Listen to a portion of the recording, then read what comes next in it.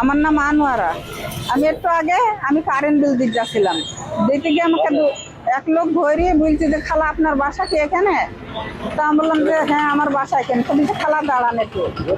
গাড়ি বলছে কি যে খালা আমার কাছে কিছুটা জিনিস আছে, আপনি কিছু নেবেন, আমাকে কিছু দেবেন, তো আপনি এটা বিক্রি করে দেন। আমি বললাম না বাপ আমি পারবো না।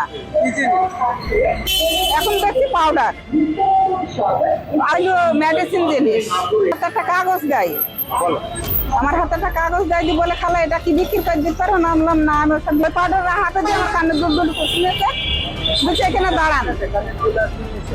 কানে $500 টাকা হাতে টাকা ছিল? হ্যাঁ। আপনি কিছু বলেন? আমি বলবো আমি বলছি না আমি এসব দেবো না, আমি হলো কারেন্ট বিল দিতে আমার ওসবের দরকার নেই।